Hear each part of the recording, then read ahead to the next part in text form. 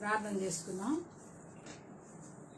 ప్రేమ కలిగిన మా పరలోకపు తండ్రి, కృపా కనికరం కలిగిన దేవా, దయావాత్సల్యత కలిగినటువంటి నిన్న నేడు నిరంతరము ఏకరీతిగా ఉన్న అన్ని నామాల కన్నా పైనామగలటువంటి సర్వాన్ని సృష్టించేటువంటి సర్వాధికారి అయినటువంటి యేసుక్రీస్తు వారి అత్యున్నతంగా హెచ్చించబడిన ఘనమైనటువంటి పాద సన్నిధిలో చేరి దయగలిగిన ఉదయకాల సమయంలో సహోదరులంగా కూడి ప్రార్థించుటకు మాకిచ్చినటువంటి శ్రేష్ఠ తరుణాన్ని బట్టి ఆరాధించి పూజిస్తున్నాం దేవా. గత మంగళవారం నుండి మంగళవారం వరకు కాపాడి వారం అంతట్లో కూడా నువ్వు చేస్తూ వచ్చిన మేలు ఉపకారాలను బట్టి ఉన్నాను కాపాడి భద్రపరిశుద్ధి అన్నాలు చెల్లించుకుంటున్నాం.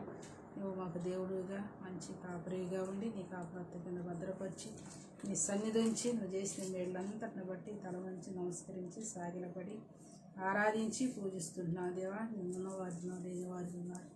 కేవలం దేవ మేము సజీవులు ఉన్నావంటే అది కేవలం నీ కృపే దేవా. వారికంటే మంచివారు అని కాదు, కానీ కేవలం ఈ లోకంలో పాపంలో చేతులను అపరాధం తెచ్చిపోయి ఆ నిత్య నరకానికి పాల్గొన్న అనుభవాన్ని ప్రేమించి నీ పీకుమాడేటటువంటి యేసుక్రీస్తు వారిని లోకానికి పంపించి మా పాప దోషాల కొరకు ఆ శరీరంలో నల్లగొట్టకు ఇష్టపడిన దేవా. అందుని బట్టి ఆరాధిస్తున్నాం. అటు నీ రక్తం చేత విమోచించి నీ విడలగా చేసుకుని దేవా ఈ లోకంలో నీ విడలగా చేసుకుని మమ్మల్ని వదిలిపెట్టలేదు, కానీ జగత్ పునాదులేను క్రీస్తులో ఏర్పాటు చేసుకుని మా కొరకు ముందుగా నీ దాసులైన వారిని ఏర్పాటు చేసుకుని సంఘాన్ని ఇచ్చి సహవాసాన్ని ఇచ్చి అట్టి సంఘంలో అంగాలుగా సమకూర్చబడి నీ విడలగా చేసిన దాన్ని బట్టి ఆరాధించి పూజిస్తున్నాం దేవా. దయగలిగిన తండ్రితే కాకుండా మాకు పూటకోళ్ళు వంటించి అందులో మమ్మల్ని ఆత్మీయంగా పోషించి పరామర్శించేదాని కొరకు నీ దాసులైన వారిని ఏర్పాటు చేసిన దాన్ని బట్టి ఆరాధించి పూజిస్తున్నాం దేవా. దయగలిగిందండి అంత మాత్రం వదిలిపెట్టడం కాదు, కానీ మా కొరకు తండ్రి కుడిపార్చని కూర్చొని విజ్ఞాపన చేసే మా ప్రధాన యాజకుడిగా ఉండడం ద్వారా మేము క్షేమంగా ఉన్నాం దేవా. అందును బట్టి నీ కోట్ల కొలది వందనాలు స్తోత్రాలు చెల్లిస్తూ అటు పరిశుద్ధమైన నీ పాదాల చెంత తగ్గించుకుంటూ సాగిలపడి ఆరాధించి పూజిస్తున్నాం దేవా. దయగలిగిన తండ్రి కృప కలిగిన దేవా. ఇంతవరకు కలిసిన బిడ్డలను బట్టి ప్రార్థిస్తున్నాం. ఈ లయం ద్వారా ఈ బిడ్డలందరి కొరకు పేరు పేరుని జ్ఞాపకం చేసుకుంటున్నాం దేవా.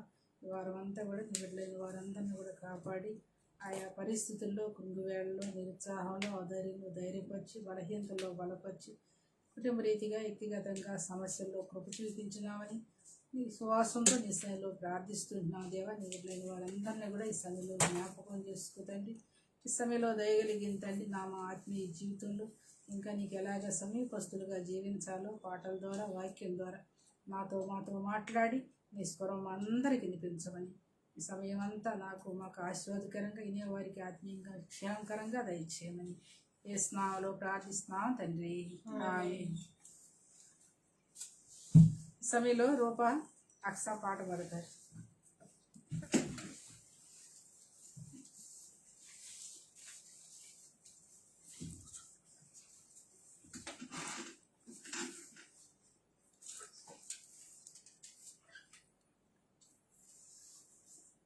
ఎందుకో నన్నెంతగా నీవు ప్రేమించితివో దేవా, అందుకో నా దీన స్తుతి పాత్ర.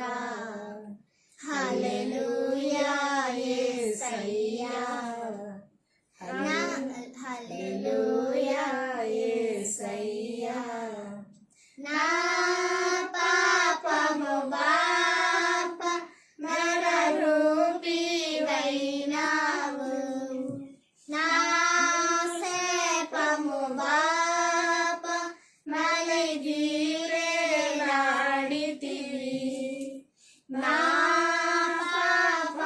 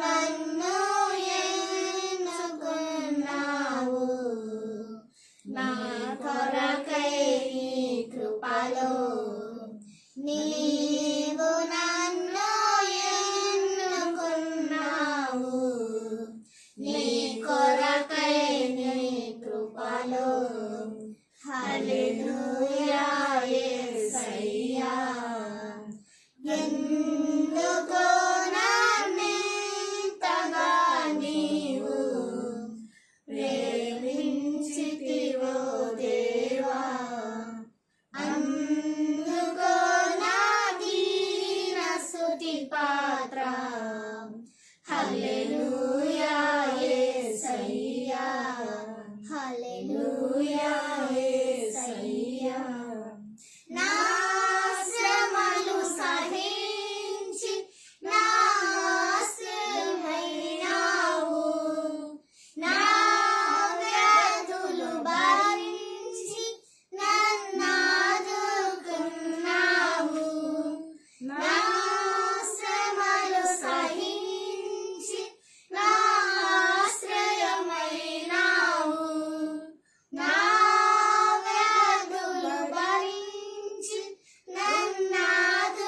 నన్నాదుకున్నావు నన్ను నీలో చూచుకున్నావు నన్ను దాచియున్నావు నన్ను నీలో చూచుకున్నావు నన్ను దాచియున్నావు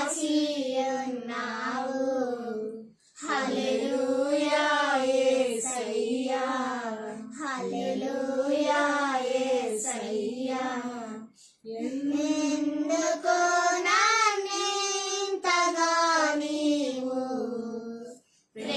ప్రేమించితివో దేవా అందుకో నా దీన స్తుతి పాత్ర హల్లెలూయా యేసయ్యా నీ సన్నిధి నాలో నా స్వరము నీలో నీ సంపద నాలో నా సంతసము నీలో నీ సన్నిధి నాలో నా స్వరము నీలో నా సంపద నాలో నా సంతసము నీలో నీవు నేను ఏకమగు వరకు నన్ను విడువనంటివే నీవు నేను ఏకమగు వరకు నన్ను విడువనంటివే హల్లెలూయా యేసయ్యా హల్లెలూయా యేసయ్యా ఎందుకో నన్నింతగా నీవు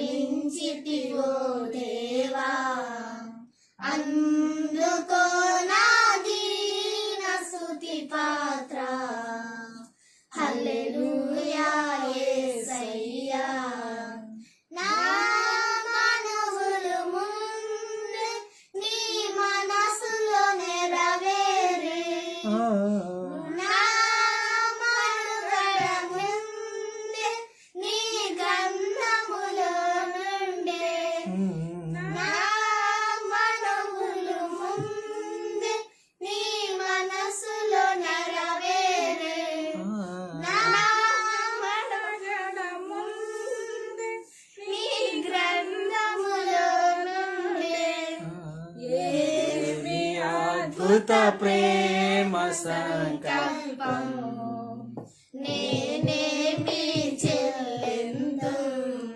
ఏమి అద్భుత ప్రేమ సంకల్పం నేనేమి చెల్లెందు హల్లెలూయా యేసయ్యా ఎందుకో నన్నింతగా నీవు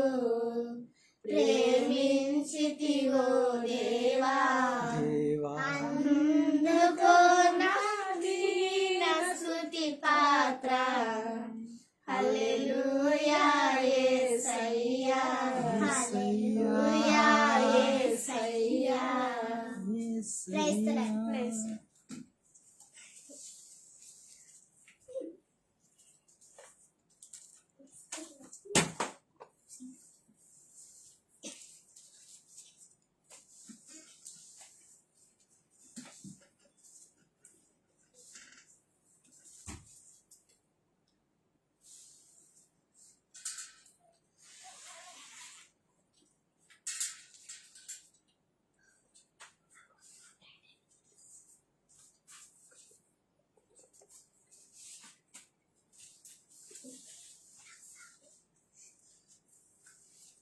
ప్రైజ్ లార్డ్ రా. అందరూ బాగున్నారా? దేవుని కృప వల్ల మళ్ళా ఈ వారం అంతా దేవుడు మనల్ని కాపాడి మళ్ళీ దాని కృప, ఆయన కనికరం, ఆయన సంకల్పాన్ని బట్టి ఆయన మనల్ని సజీవులుగా ఉంచి మళ్ళీ ఈ విధంగా మనం కలుసుకొని ప్రార్థించుటకు, ఒకరినొకరు ప్రోత్సహించుకుంటకు, ఒకరితో ఒకరు సంభాషించుకుంటూ కాయించేటువంటి ఆ ప్రేమను బట్టి ఆయనకి ఎంతైనా మనం కొంత చెల్లించవలసిన వారి బద్దులమై ఉన్నాం. మీరు కూడా ఇంతవరకు క్షేమంగా ఉన్నారని, ఆయా అనుకూల పరిస్థితుల్లో మీ కుటుంబాల్లో బిడ్డలు మరి బలహీనతలు, ఆయా సమస్యలు ఉన్నా కూడా, ఎందుకంటే దేవుడు ఇప్పుడు మనల్ని విడిచిపెట్టాడు. ఇంతవరకు కాపాడి మళ్ళీ మనకి కృప ఇచ్చాడంటే కేవలం ఆయన కృపే. అందుని బట్టి ఆయన ఎంతో మనం స్తుతింపబద్దులమై ఉన్నాం. మరి ఏ విషయంలో నిరుత్సాహపడొద్దు. ఈ సమయంలో మనం ప్రార్థన చేసుకుని వాక్యం విందాం. ప్రేమ కలిగి మా పరలోకపు తండ్రి, కృపా కనికరం కలిగిన దేవా, సర్వాధికారి అయినటువంటి తండ్రి, నీ పన్నములు స్తోత్రాలు చెల్లిస్తూ పరిశుద్ధమైనటువంటి ఘనమైనటువంటి పాదాలు చెందుతూ మరొకసారి సాగిలపడి ఆరాధించి పూజిస్తున్నా దేవా. దయగలిగిన తండ్రి, నిజంగా నీవు ఎందుకు మమ్మల్ని ఎంతగా ప్రేమించేవంటే దేవా, ఈ లోకంలో మేము మంచివారమని ప్రేమించలేదు దేవా. ఎవరైనా మంచోళ్ళు అయితే ప్రేమిస్తారు దేవా. తండ్రి, మంచోళ్ళ కొరకు ప్రాణం పెడతారు. నీవైతే ఈ లోకంలో దేవా పాపంలో జీవించి నీకు దూరంగా ఉన్న మమ్మల్ని ప్రేమించి మనకి సమీపస్తులుగా చేసేది దేవా.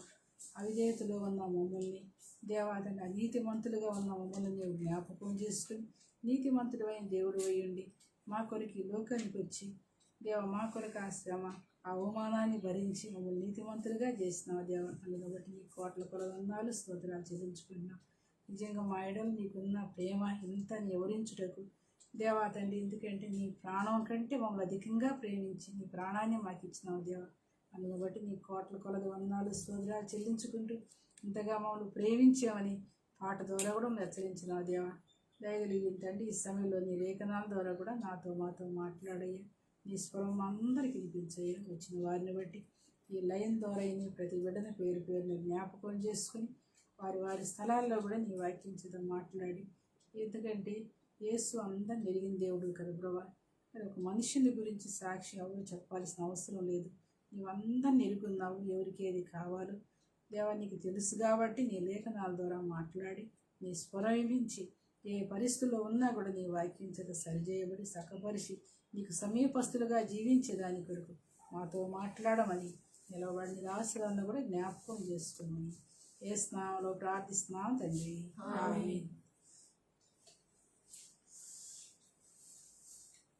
గత మనం 4 వారాలు పెట్టి చూస్తూ వస్తూ ఉన్నాం. యెహోషువ 1వ అధ్యాయం 1 నుంచి మనం 8 వచనాలు చూసుకుంటూ వచ్చినాం. ప్రార్థన చేసుకుంటా అనేక విషయాల్లో మనం మరి ఆ విషయాల్లో మనం కొంతమందిని చూస్తూ వచ్చినాము. యెహోషువకి మోషే ఆజ్ఞాపించినట్లు యెహోషువ ఎలా నడుచుకుంటూ వచ్చాడు, అలా నడుచుల ద్వారా వచ్చినటువంటి క్షేమం ఏందో, అలా వచ్చుల ద్వారా మరి అలా ఉండు ద్వారా ఎంత క్షేమం మేలు కలిగిద్దో మనం కొంతమంది అనేకులు మనం చూస్తూ వచ్చినాం. ఈ మధ్యాహ్న సమయంలో కూడా మరొకసారి మనం జ్ఞాపకం చేసుకుందాం. యెహోషువ గ్రంథం 1వ అధ్యాయం 1 నుంచి 10 వచనాలు మార్చి చదువుకుందాం.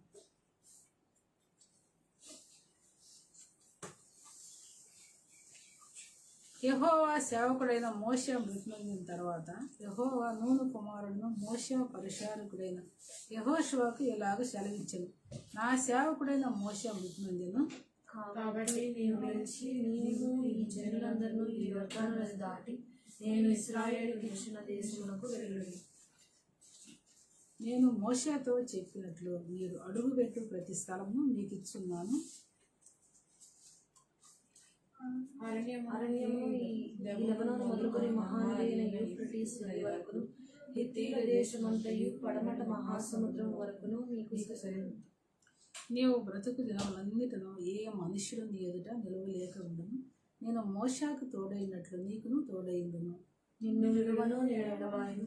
నిబ్బరము కలిగి ధైర్యముగా నుండు. వారికి ఇచ్చునని నేను వారి పితరులతో ప్రమాణం చేసిన ఈ దేశమును నిశ్చయముగా నీవు ఈ ప్రజల స్వాధీనం చేసినవు. అయితే నీవు నిబ్బరం కలిగి జాగ్రత్త పడి బహుధైర్యముగా ఉండి నా సేవకుడైన మోషే నీకు ఆజ్ఞాపించిన ధర్మశాస్త్రం అంతటి చొప్పున చేయవలను. నీవు నడుచు ప్రతి మార్గం చక్కగా ప్రవర్తించినట్లు నీవు దాని నుండి కుడికి కానీ ఎడమకు కానీ తొలగకూడదు. ఈ ధర్మశాస్త్ర గ్రంథమును నీవు బోధింపక తప్పిపోకూడదు. దానిలో రాయబడిన వాటన్నిటి ప్రకారము చేయుటకు నీవు జాగ్రత్త పడినట్లు దివారాత్రము దాన్ని ధ్యానించినట్లా నీ మార్గమును వర్ధిల్ల చేసుకుని చక్కగా ప్రవర్తించదు. నేను నీకు ఆజ్ఞాపించున్నాను కదా, నిబ్బరం కలిగి ధైర్యంగా ఉండు, దిగులు పడకము జడీకము. నీవు నడుసు మార్గం అంతట్లో నీ దేవుడైన యెహోవా నీకు తోడైండును. కాగా యెహోషువ ప్రజల నాయకులకు ఇలాగూ ఆజ్ఞాపించెను, మీరు పాళెంలోనికి పోయి జనులతో ఈ మాట చెప్పుడి.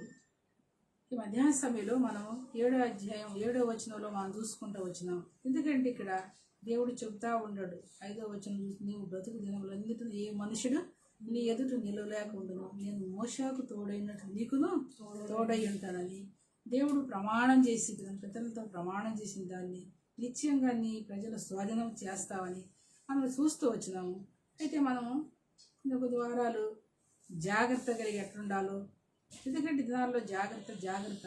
ఇప్పుడు కూడా మరి ఈ కరోనా పోయింది కాబట్టి జాగ్రత్త లేదని మళ్ళా మాస్కులు తీసి తిరుగుతూ ఉంటే మళ్ళీ ఏమొచ్చి పడతా ఉంటుందని అందరూ అంటూ ఉంటారు. మరి మా ఆత్మీయ జీవితంలో కూడా మనం ఎలాంటి జాగ్రత్త కలిగి ఉండాలో మనము కొన్ని విషయాలు కొంతమందిని మనం చూస్తూ వచ్చినాము.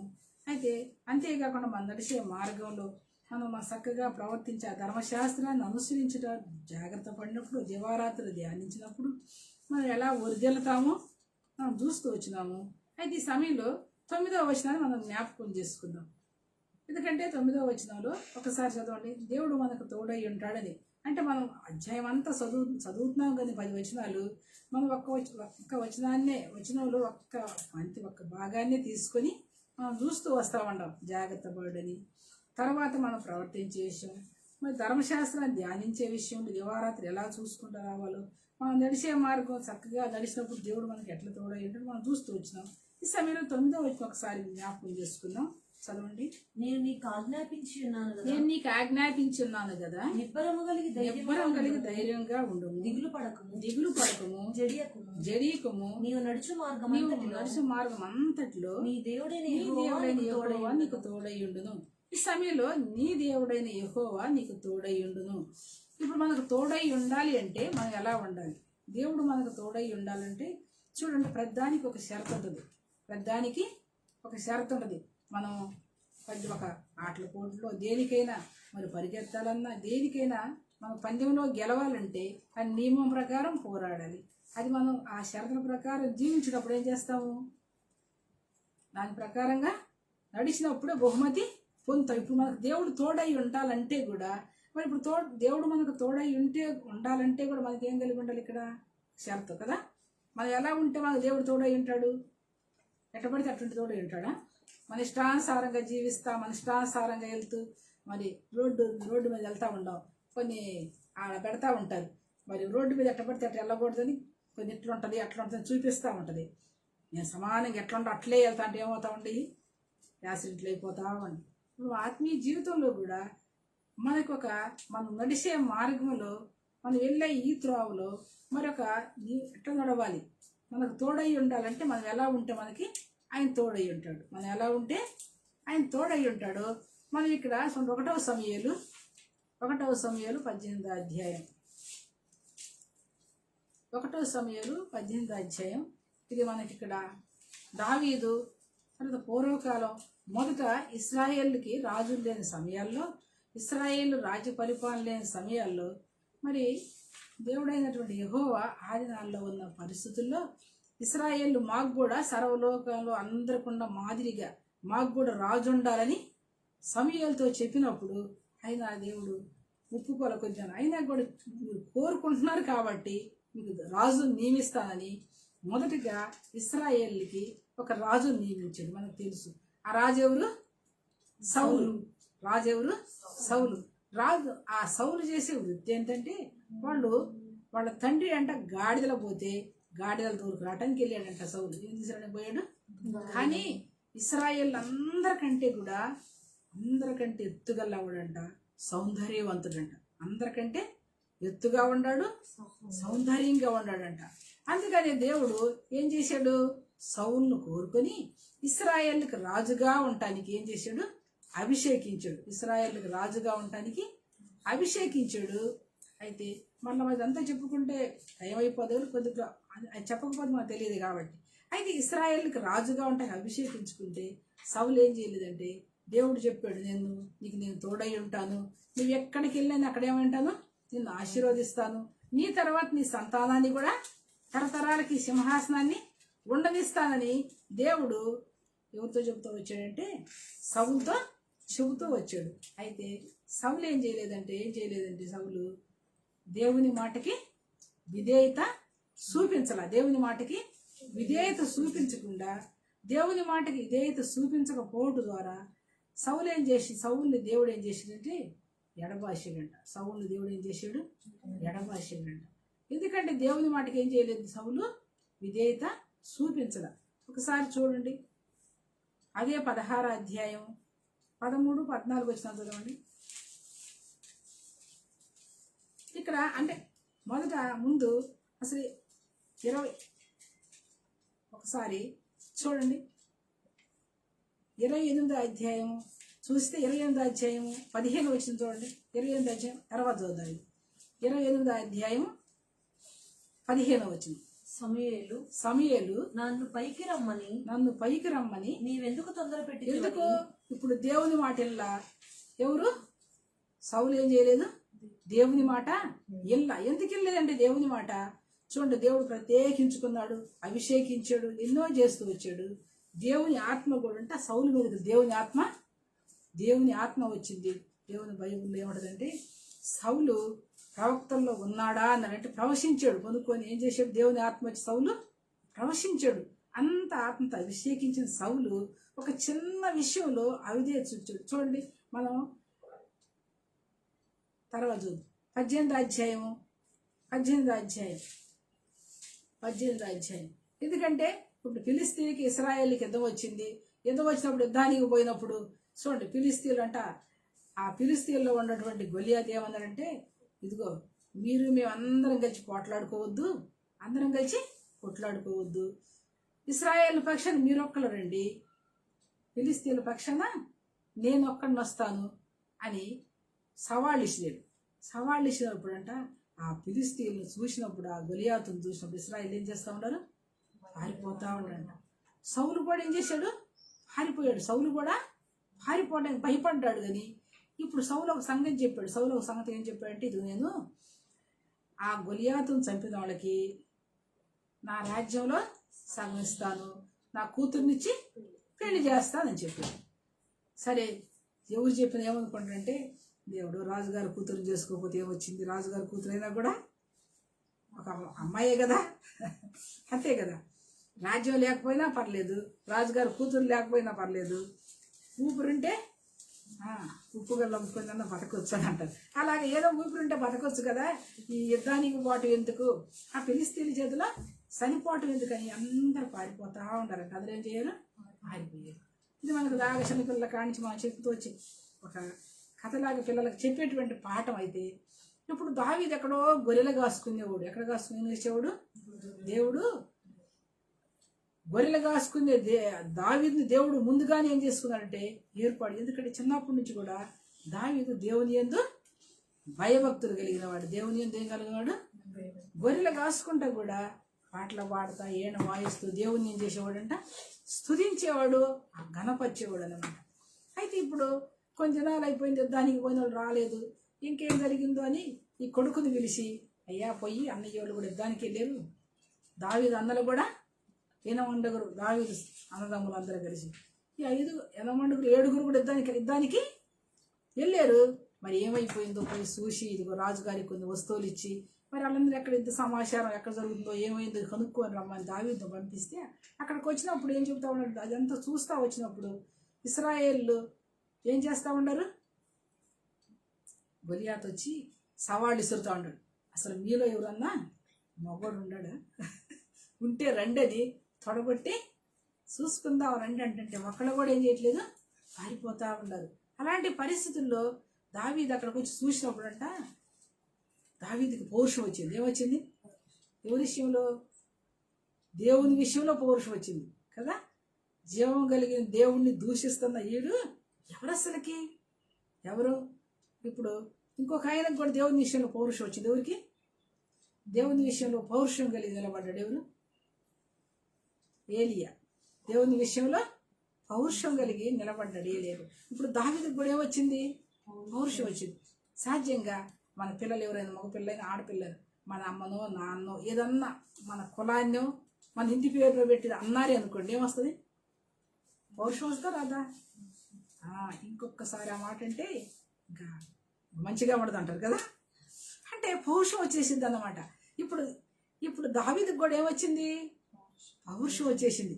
ఏంటి ఆ సున్నతి లేని పిలిస్తే అవసరం మాట్లాడుతుంటే ఇప్పుడు పారిపోతూ ఉంటారు అని పౌరుషం వచ్చి అడిగినప్పుడు అక్కడ ఉన్న ప్రజలు చెప్పారు ఏమని అంటే, ఇదో నువ్వు గొలియాతును చంపేసిన వాళ్ళకి ఆయన కూతురునిచ్చి పెళ్లి చేస్తాను, రాజ్యంలో సగం రాజ్యం ఇస్తా అని చెప్పాడు.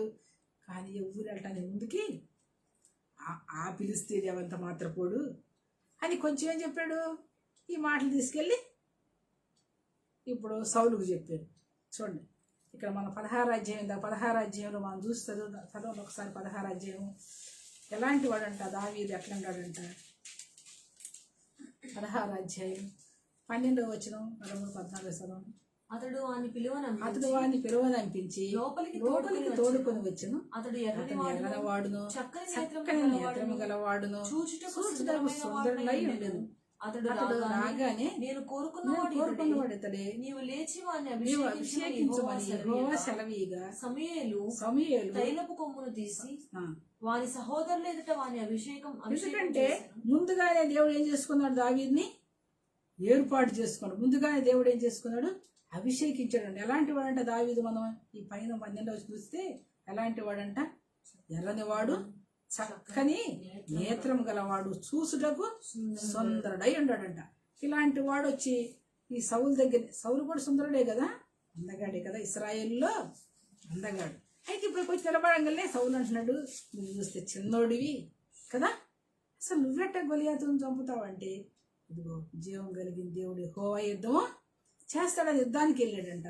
యుద్ధం చేసి గొలియాతుని ఏం చేశాడు? చంపేశాడు.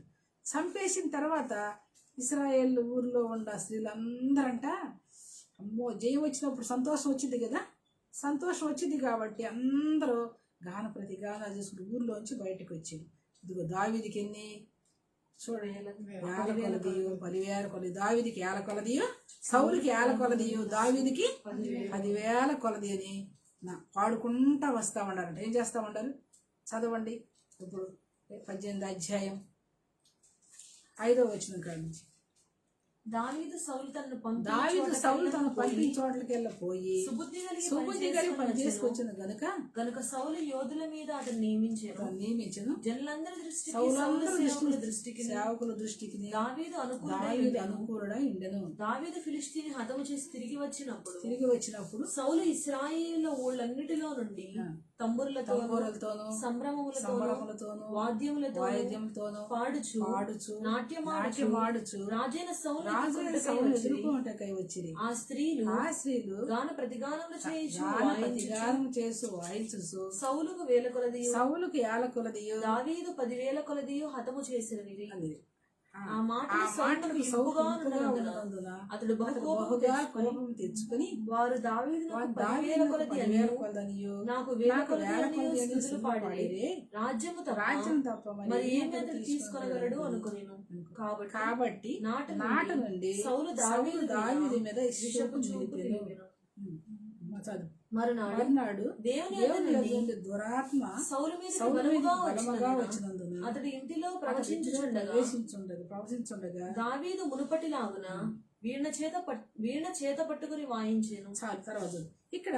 ఎందుకంటే సౌలుకి ఒక దేవుడు ఒక సంగతి చెప్పాడు. సౌలుకు దేవుడు ఏం చెప్పాడు? ఒక సంగతి చెప్పాడు. అమాలేకుల మీద యుద్ధానికి పోయి అమాలేకుల పేరు భూమి మీద ఉండకుండా అతం చేయమని చెప్పాడు. భూమి మీద ఉండకుండా అతం చేయమని చెబితే సౌలు అంట ఏం చేస్తా వచ్చాడంటే, మంచి బలిసిని అన్ని చిక్కిపోయిన వాటిని చంపేసి బలిసిన వాటిని మంచి వాటిని అన్ని ఉంచమని చెప్పాడు అనమాట. ఇప్పుడు జనులంట ఏం చేస్తా వచ్చారు? అలాగ మంచి అన్ని ఉంచుకొని అన్ని తీసుకొచ్చేసి దేవుని సన్నిధికి జయం పొందారు. దేవుడు ఏం చెప్పాడు, నువ్వు పోయిన చోట నేను నీకు తోడై ఉంటా అని చెప్పి జయం పొంది తిరిగి వచ్చాడు. తిరిగి వచ్చిన తర్వాత ఇప్పుడు దేవుడు నాకు గొప్ప కార్యం చేశాడు కాబట్టి దేవునికి నేనేమి ఇవ్వాలి, బలి అర్పించాలని రామాలో ఉన్న దేవుని సన్నిధికి వెళ్ళి బలి అర్పించే దానికోసం సమూయేలుకు కబురు చేస్తే సమూయేలు వచ్చేది కొంచెం ఏమైంది, ఆలస్యమైందంట. ఆలస్యమైతే సౌలు ఏం చేశాడు, ఆలస్యమైతే ఆకుండా తనే సహించి ముందుకి వచ్చేసి దేవుని సన్నిధిలో బలి అర్పించబోతా ఉంటే సమూయేలు వచ్చి ఇదిగో నువ్వు రావటం లేట్ అయిందని నేను ఈ పని చేసేదంటే ఎందుకు ఇంత అవివేక పని చేసావు.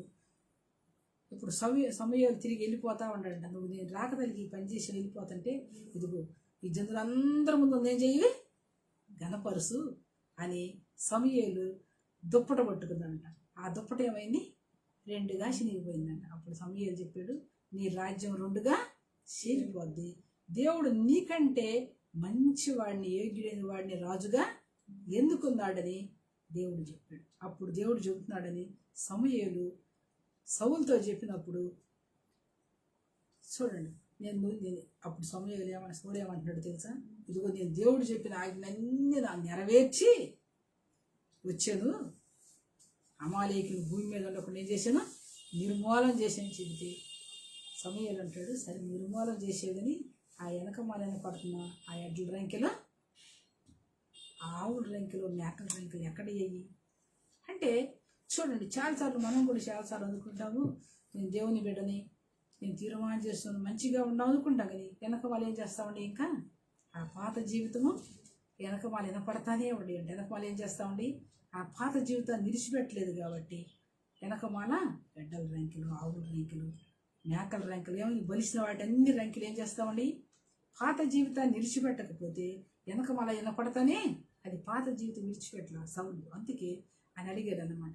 ఆ రోజు నుంచి అంట దేవుని ఆత్మ, అంతకుముందు దేవుని ఆత్మ వచ్చింది దేవుని మీదకి, సౌలు మీదకి దేవుని ఆత్మ వచ్చింది. ఆ రోజు నుండి అంట సౌల్లో ఉన్న ఆత్మ పోయి ఇప్పుడు ఎవరి మీదకి దేవుని ఆత్మ వచ్చింది, దావీదు మీదకి ఆత్మ వచ్చింది.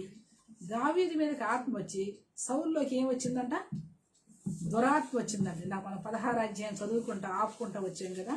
చూడండి 16వ అధ్యాయం 13వ వచనం 14వ వచనం.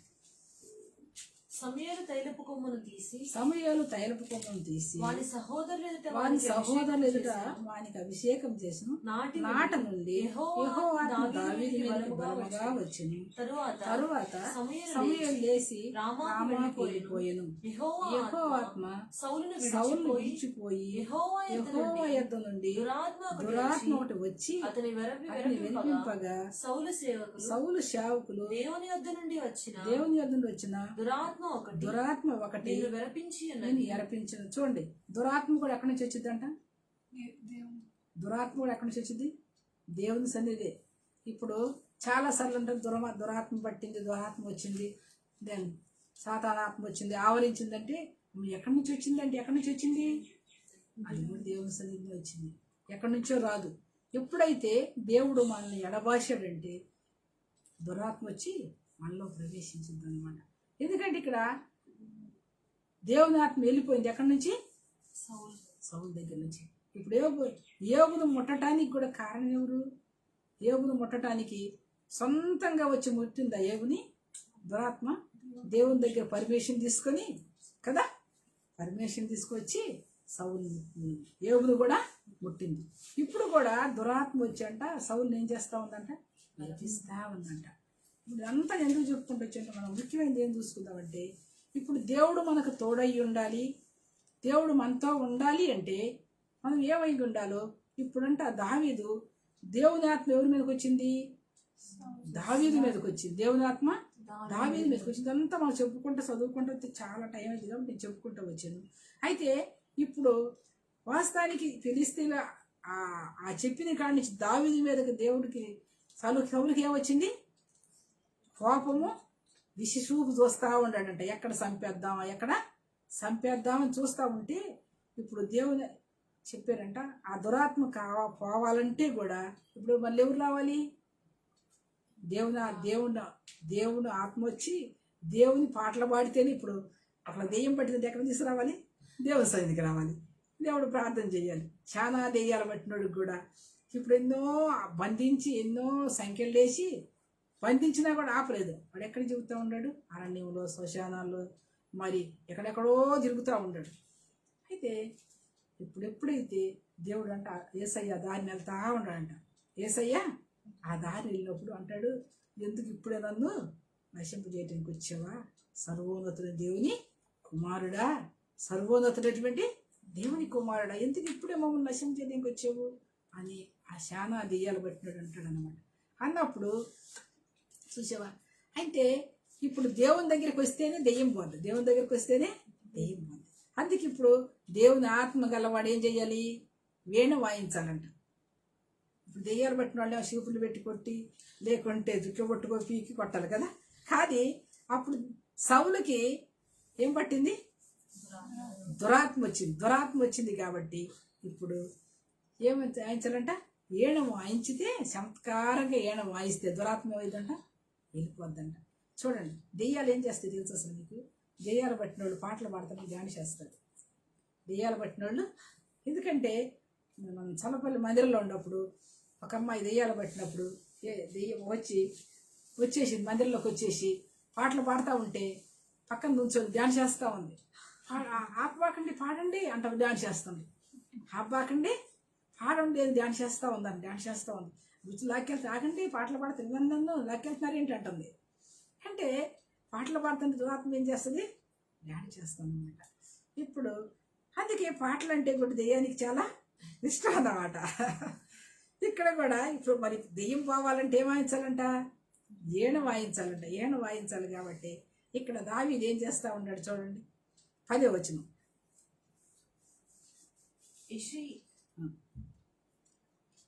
18వ అధ్యాయం 1వ సమయం 18వ అధ్యాయం 10వ వచనం.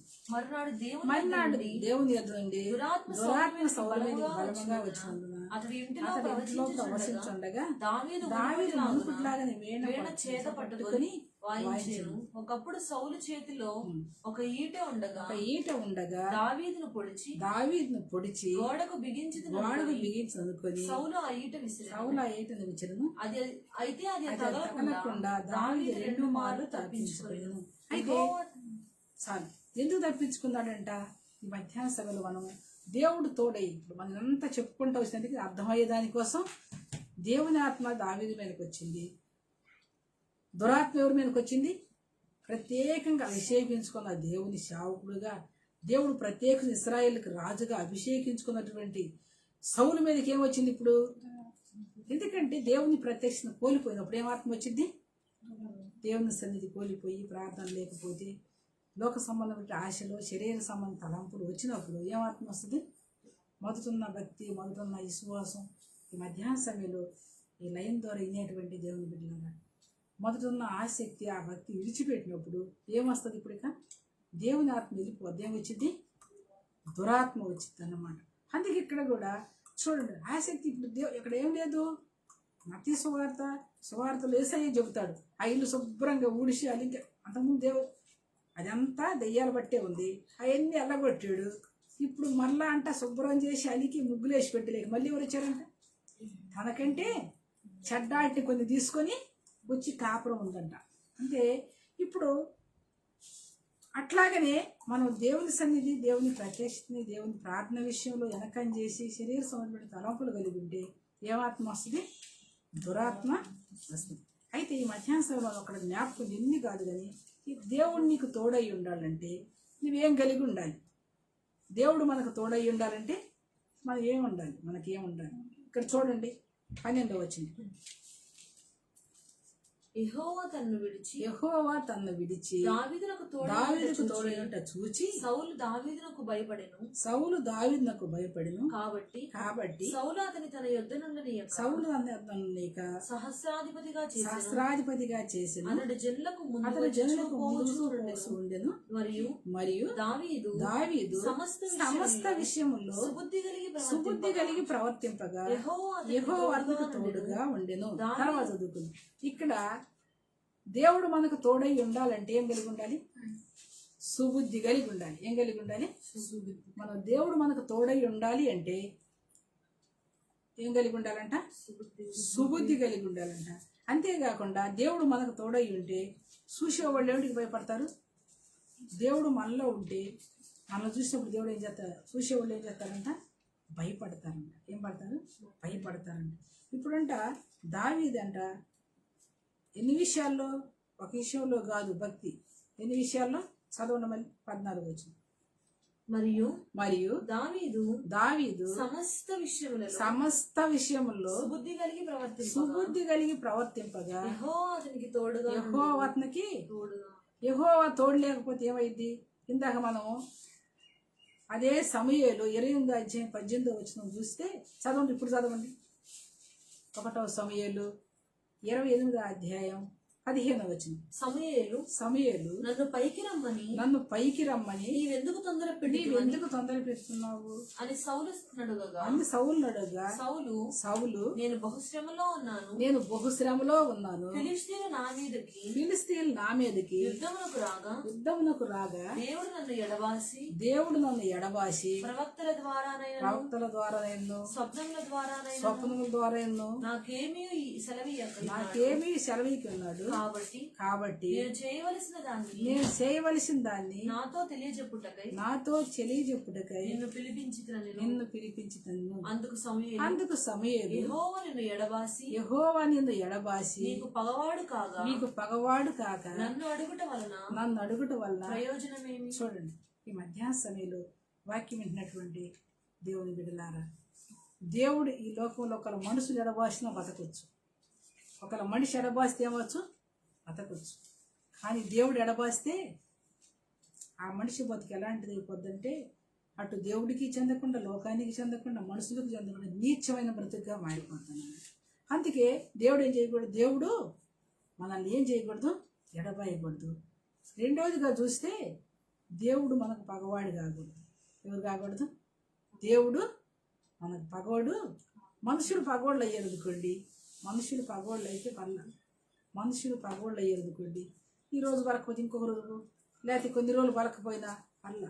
కానీ దేవుడే మనకు పగవాడైతే ఇంకేది పరిస్థితి? ఒక్కసారి ఆలోచించండి.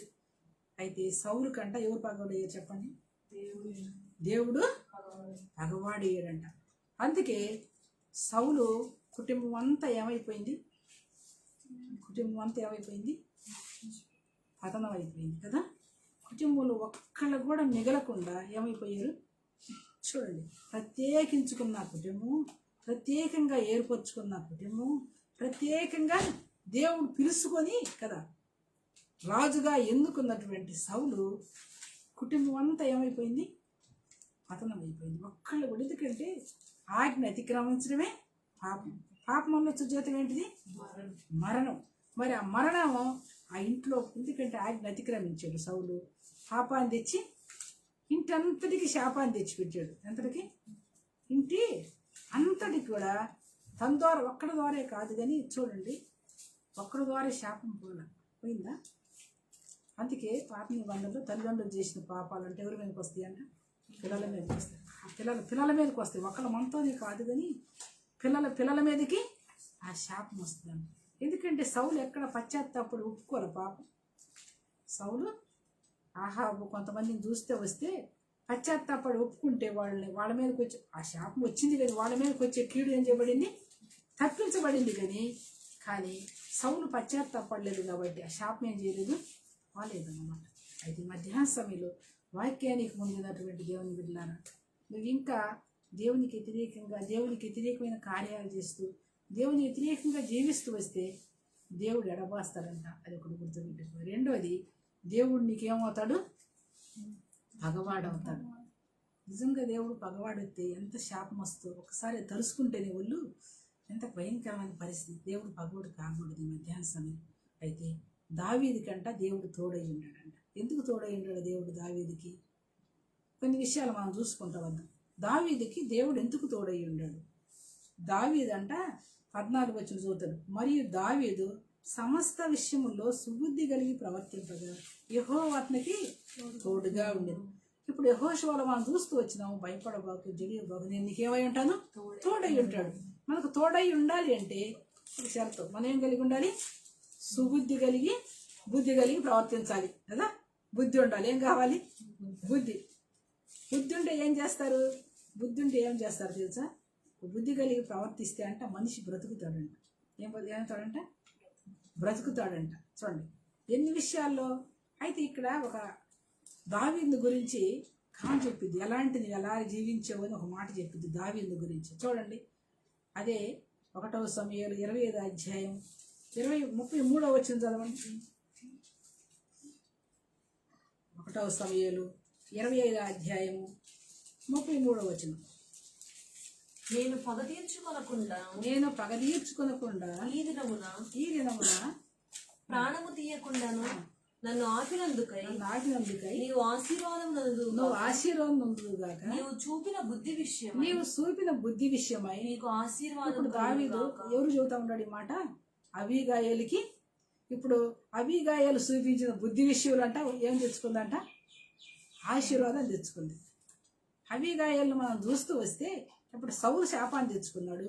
అబీగాయేలు ఇల్లు కూడా చూస్తే నాబాలు ఎలాంటి వాడంట? మోటోడంట, దుర్మార్గుడంట, ఎవరు తనతో మాట్లాడినీడంట, ఎవరు చెప్పిన సలహాలు కూడా తీసుకోడంట. కానీ భార్య ఎలాంటిది?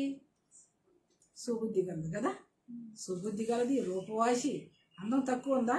సుందరవతి, బుద్ధి కలిగింది కదా. 1వ చదువు 2వ వచనం చదువు 25 అధ్యాయం.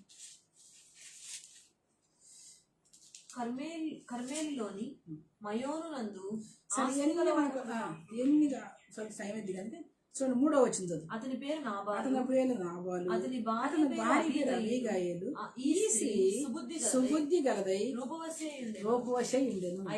అయితే శరీరం బట్టి చూడగా నాబాలు దుర్మార్గుడై మోటివాడును దుర్మార్గుడు. ఎందుకంట? అబీగాయేలు ఎలాంటిదంట? సుబుద్ధి, రూపవశ అంట, సుబుద్ధి గలదంట కదా.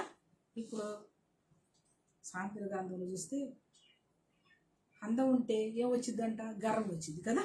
అందాన్ని చూసుకుంటే ఏం వచ్చింది? గర్వం వచ్చింది. ఎవరిని లెక్క చేయరు కదా. అందుకే ఇప్పుడు ఏమైనా ఆమెలో కొంచెమైనా గర్వం ఉందా? అతిశయం ఉందా? ఏమీ లేదు. కానీ ఆమె ఇక్కడ అంటాడు, దావీదు ఒక మాట అంటాడు, నేను పగ తీర్చుకోకుండా ప్రాణం తీయకుండా ఆపినందుకే నీవు ఆశీర్వాదం గాక. చూడండి, పగ తీర్చుకోకుండా, ఇంకేంటి రెండోది, ప్రాణం తీయకుండా ఆపినందుకు నీవు ఆశీర్వాదం గాక. అంతేకాకుండా నీవు చూపిన బుద్ధి విషయం నీకేం కలిగింది? ఆశీర్వాదం వస్తుంది అంటాడు. నువ్వు చూపించే బుద్ధి విషయంలో నీకేం వచ్చింది అంటాడు? ఆశీర్వాదం వచ్చింది అంటాడు. ఎందుకంటే మనం చూపించేటువంటి బుద్ధి విషయంలో దేవుడు మనల్ని ఏం చేస్తాడంట? ఆశీర్వదిస్తాడంట, మనకు తోడై ఉంటాడంట. అందుకే మనకు దేవుడు తోడై ఉండాలి అంటే ఇప్పుడు ఏం కలిగి ఉండాలి? బుద్ధి కలిగి ఉండాలి కదా. ఇక్కడ అబీగాయేలు కూడా ఎలాంటి బుద్ధి అంట? దావీదు కూడా ఎలాంటి వాడంట? సమస్త విషయంలో సుబుద్ధి కలిగి ఈమె కూడా అంటాడు, ఈ స్త్రీ సుబుద్ధి గలదయ్యి రూపవాసి ఉండేది. ఏమైందంట? సుబుద్ధి గలది, రూపవాసి అంట. అయితే తన ఇంటి వారి ప్రాణం పోకుండా ఏం చేసుకుంది? కాపాడుకుంది. తన ఇంటి వాళ్ళ ప్రాణం పోకుండా సుబుద్ధి గల్లా వాళ్ళు చేసే పని ఏంటంటే, బుద్ధి గల్లా వాళ్ళు చేసే పని ఏంటంటే ఇంటికి రక్షణ కలిగించేదాన్ని చూస్తారు. ఇంటి వారికి క్షేమం కలిగించేదాన్ని, ఇంటి వారికి మేలు కలిగించేదాన్ని ఏం చేస్తూ ఉంటారు? ఆలోచిస్తూ ఉంటారు. తన తర్వాత మనతోనే కాదు కానీ మన తర్వాత మన పిల్లలకు కూడా ఏం రావాలి? ఆశీర్వాదం రావాలి. మన కుటుంబానికి క్షేమం కావాలి. మనతోనే మనం కాకుండా మనం మన పిల్లలకి ఏం తెచ్చిపెట్టే వాళ్ళ ఉండకూడదు? శాపాన్ని తెచ్చేవారిగా ఉండకూడదు. ఆశీర్వాదం తెచ్చేవారిగా ఉండాలంటాడు. ఆశీర్వాదంగా తెచ్చే వాళ్ళంగా ఉండాలంటాడు. ఎందుకంటే అంటాడు బుద్ధి ఏం కావాలి? బుద్ధి ఏం చేసింది? ప్రాణం తీయకుండా కాపాడింది కదా. కాపాడలేదా? తన ఇంటి వాళ్ళ ప్రాణం పోకుండా. అసలు నాబాలు ఇంటిలో ఏముండకూడదు?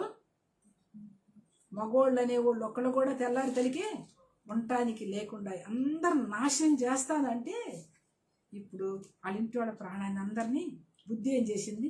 అందుకే సామెతల గ్రంథంలో చెప్తాడు. చూడండి, సామెతల గ్రంథం 2వ అధ్యాయం 11వ వచనం చదవండి.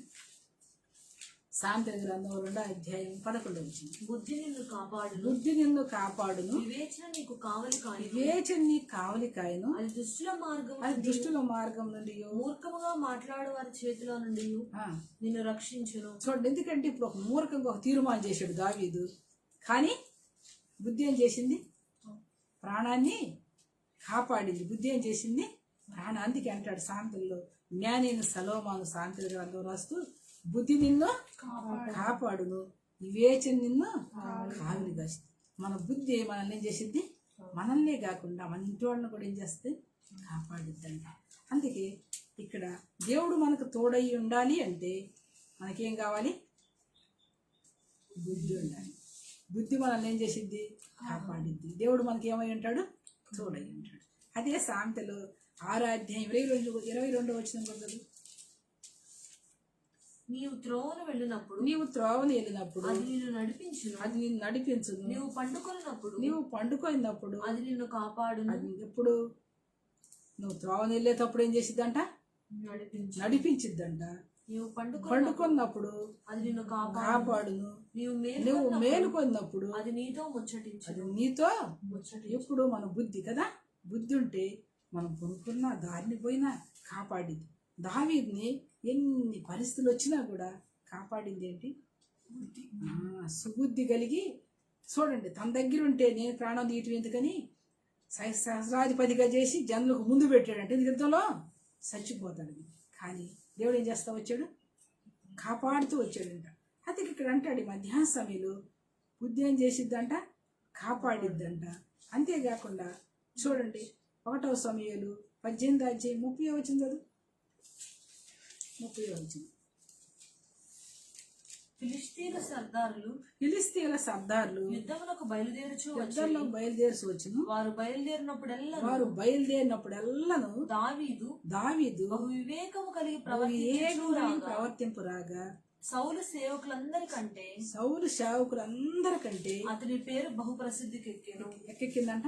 వివేకం అంటే జ్ఞానం కలిగి ప్రవర్తిస్తూ వచ్చాడు. జ్ఞానం కలిగి ప్రవర్తిస్తూ రాగా జ్ఞాపకం తెచ్చుకోను కదా, అందరి దృష్టిలో దావీదు ఎలాంటి కనపడ్డాడు? మంచోడుగా కనపడ్డాడు కదా. ఒకళ్ళ దృష్టికి కాదు, కానీ ఇప్పుడు వాస్తవానికి ఎక్కడో తీసుకొచ్చి మన సేవకులందరికి పైన పెడితే సౌలుకి ఒక మాట అందక అంతేనా కాదా?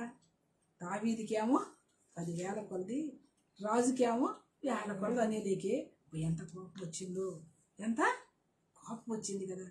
అయినా కూడా అంట, మళ్ళీ చదువు, ఫిలిస్తీన్ల సర్దారులు యుద్ధమునకు బయలుదేరినొచ్చాను. వారు బయలుదేరినప్పుడెల్లను దావీదు బహు వివేకము కలిగి ప్రవర్తించుతూ రాగా సౌలు సేవకులందరికంటే అతని పేరు ప్రసిద్ధి.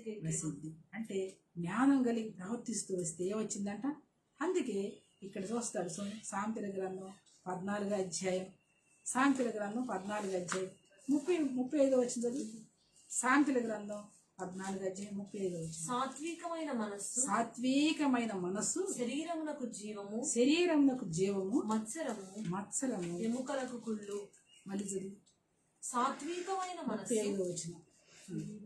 బుద్ధిగల సేవకుడు 14వ అధ్యాయం 35 వచ్చిన.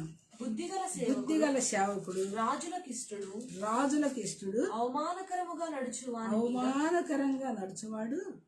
నడుచువాని మీద రాజు కోపించును. ఇప్పుడు బుద్ధిగల సేవకుడు ఎవరైనా ఒకటి చూస్తే దావీదు అన్ని విషయాల్లో ఏం కలిగి ఉన్నాడు? సుబుద్ధి కలిగి ఉన్నాడంట కదా, కొన్ని విషయాల్లో కాదు. అందుకే దావీదుకు దేవుడు ఏమై ఉన్నాడు? తోడై ఉన్నాడు.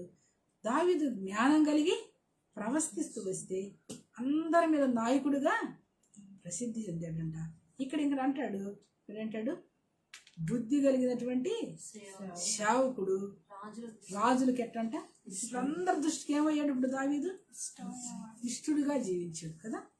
మనం కూడా అమ్మ ఇంట్లో ఉంది, ఎందుకు అమ్మ వచ్చిన కాడి నుంచి ఇంట్లో సమాధానం లేదు, లేకపోతే ఈ వచ్చిన కాడి నుంచి ఇంట్లో గొడవేను కదా. చాలామంది చదువుతూ ఉంటారు కదా, అక్క ఎప్పుడు వచ్చిందో కదా ఇంటికి, వచ్చిన కాడి నుంచి ఇంట్లో సమాధానమే లేదు. లేకుంటే ఇదిగో ఏం పుట్టిన కాడి నుంచి ఇట్లా కొన్ని విషయాల్లో కొంతమందిని గురించి ఏం చెబుతూ ఉంటారు, ఆ ఇంట్లో ఏమి లేదు ఉన్నది లేదు. అయితే నిజంగా మనం దేవుని బిడ్డలుగా ఇంట్లో ఉన్నప్పుడు, మన దేవుని బిడ్డలుగా పరిసర ప్రాంతాలు ఎక్కడుండా కూడా అందరికి ఎట్లుండాలి, ఇష్టలుగా ఉండాలంట. దావీదు రాజుకి ఎట్లుంటాడు, రాజుకి ఇష్టం ఉన్నటువంటి చాలా కష్టం కదా, కానీ ఇష్టడుగా ఉండాడంట. అందరూ దృష్టికి ఎలా అయిపోయాడంట, ఇష్టడుగా ఉండాడంట. ఎందుకు ఇష్టగా ఉంచండి. సామెతలు 4వ అధ్యాయం 5వ వచనం. జ్ఞానం సంపాదించుకును, బుద్ధి సంపాదించుకును, నా నోటి మాటలను మరువకము. చూడండి, ఎందుకంటే జ్ఞానం సంపాదించుకో, బుద్ధి ఇప్పుడు ఏం సంపాదించుకున్నాడు, బుద్ధితో పాటు జ్ఞానాన్ని కూడా. 7వ వచనం. జ్ఞానం సంపాదించుకున్నటయే జ్ఞానమునకు ముఖ్యాంశము. నీ సంపాదన అంతా ఇచ్చి బుద్ధి సంపాదించుకోవాలంట. సంపాదన అంతా ఇచ్చి ఏం తెచ్చుకోవాలంట, బుద్ధి సంపాదించుకోవాలంట. నేను చిన్నప్పుడు మా ఆయన నీకు అస్సలు బుద్ధి లేదు, ఎంత చెప్పినావు అంటే అన్నాడు, ఆ బుద్ధి ఎక్కడ దొరికిద్దో చెప్పు అమ్మా, దొరికిద్దా మార్కెట్ దొరికిద్దా, కొనుక్కొచ్చుకుంటా కొంచెం పోయినవాడు. నా కొడుకు అనేవాడు, నీకు అసలు బుద్ధి లేదు 5 సార్లు చెప్పినంటే అంటే అనేవాడు, ఆ బుద్ధి ఎక్కడ దొరుకుతుందో చెప్పు, మార్కెట్లో దొరికిద్దా కొనుక్కొచ్చుకుంటానేమో అంటే, అది మార్కెట్లో కొనుక్కొచ్చుకునేది కాదు, ఎక్కడ దొరికేది కాదు. ఎక్కడ దొరికింది అది, దేవుని దగ్గరే. అందుకే సంపాదన అంతా ఇచ్చేది సంపాదించుకోవాలంట, బుద్ధి సంపాదించుకోవడం ద్వారా వచ్చే లాభం ఏంది అసలుకి, బుద్ధి సంపాదించుకోవడం ద్వారా వచ్చే లాభం ఏంది. కింద చదువు కింద. దాన్ని గొప్ప చేసిన ఎడ్ల అది నిన్ను హెచ్చించును, దాన్ని కౌగిలించిన ఎడ్ల అది నీకు ఘనత తెచ్చును, అది నీ తలకు అందమైన మాలిక కట్టును, ప్రకాశమానమైన కిరీటం నీకు. చూసావు దావీదుకి ఏమొచ్చింది, ఘనత వచ్చింది. ఈ వచ్చినటువంటి వాటన్నిటిలో ఇప్పుడు చదువుకున్న వాటిల్లో దావీదుకి అన్ని వచ్చినాయి కదా. మళ్ళీ చదువు ఏమొచ్చింది, సంపాదన అంతా ఇచ్చి బుద్ధి సంపాదించుకుంటే వచ్చే లాభం ఏందో చదువు. దాన్ని గొప్ప చేస్తే అది నిన్ను హెచ్చించు. ఏం చేసింది, అందరం హెచ్చించబడ్డాడు దావీదు. హెచ్చించవు దాన్ని కౌగిలించుకొని ఎడ్ల అది నీకు ఘనత ఏం తెచ్చింది, ఇప్పుడు ఘనత తెచ్చింది. అది నీ తలకు అందమైన మాలిక కట్టును, ప్రకాశమానమైన కిరీటాన్ని ఇప్పుడు ఎక్కడ తీసి సౌలుకి ఇచ్చిన కిరీటాన్ని తీసి, అంతేకాదు కానీ యుద్ధానికి పోయి అంట ఉన్నతమైన రాజును జయించి వజ్రాలతో తయారు చేసిన కిరీటాన్ని తీసుకొచ్చి రాజు దావీదు తల మీద పెట్టారంట కదా. ఎంత ఘనత కదా. ఇప్పుడు ఏం సంపాదించుకుంటే, అందుకే నీ సంపాదన అంతా ఇచ్చి ఏం సంపాదించుకోవాలి, బుద్ధి సంపాదించుకుంటే ఏమవుతాము, బ్రతుకుతాము కూడా కదా. బుద్ధి ఉంటే ఏమవుతారు, వాడు బుద్ధి లేడు కాబట్టి మధ్యకాలాన్ని పోయారంటారు కదా, అంటూ ఉంటారు పెద్దలు. అక్కడ బుద్ధి లేకుండా ప్రవర్తిస్తున్నారు కాబట్టి మధ్యకాలానే పోయాడమ్మా, బుద్ధి ఉండకూడదు, బుద్ధి లేదు అందుకే. అయితే ఈ మధ్యాహ్న సమయంలో మనము ఇంకా కింద చదువు, ఇంకేమవుతారు, నా కుమారుడా దీర్ఘాయుషవంతులు పడతారంట. చదువు అక్కడే, నీవు దీర్ఘాయుషవంతుడు, నువ్వు దీర్ఘాయుషవంతుడు, జ్ఞాన మార్గం నేను నీకు బోధించి. ఏమవుతాడంట, కిరీటం రావటమే కాదు కానీ దీర్ఘాయుషవంతుడు. దావీదు దీర్ఘాయుషవంతుడు. ఎందుకంటే కొడుకులు మనవరాళ్లే కాకుండా కొడుకు రాజ్య పరిపాలనకి ఎక్కిందాక దావీదు ఏమైపోయాడు, వృద్ధాప్యంలో చనిపోయాడని దేవుని సన్నిధి చేర్చబడ్డాడని రాయబడింది. అంటే చూడండి, దీర్ఘాయుషవంతుడికి కూడా ఏం చేస్తాడు దేవుడు, ఏమిటి ద్వారా, బుద్ధి లేకపోతే అకాల మరణాలు వస్తాయి. బుద్ధి లేకుండా ప్రవర్తించడం ద్వారా మరణం కొనిపోద్ది. కానీ బుద్ధివంతులు ఏమవుతారు, దీర్ఘాయుషవంతులు అవుతారు. బుద్ధివంతులు దీర్ఘాయుషవంతులు. అందుకే మధ్యాహ్న సమయంలో మరి మనకు దేవుడు తోడయ్యి ఉండాలి అంటే మన సంపాదన అంతా ఏం సంపాదించుకోవాలి. అందుకే అంటాడు సామెతల గ్రంథం 5వ అధ్యాయం 1వ వచనం, నా కుమారుడా నా జ్ఞానోపదేశం ఆలకింపు. ఇప్పుడు ఆ బుద్ధి రావాలంటే ఏం రావాలి, అసలు మనకు బుద్ధి రావాలంటే ఏం రావాలి, మన ఇప్పుడు బుద్ధి రావాలంటే అసలు బుద్ధి మనిషికి బుద్ధి రావాలంటే ఏం కావాలి.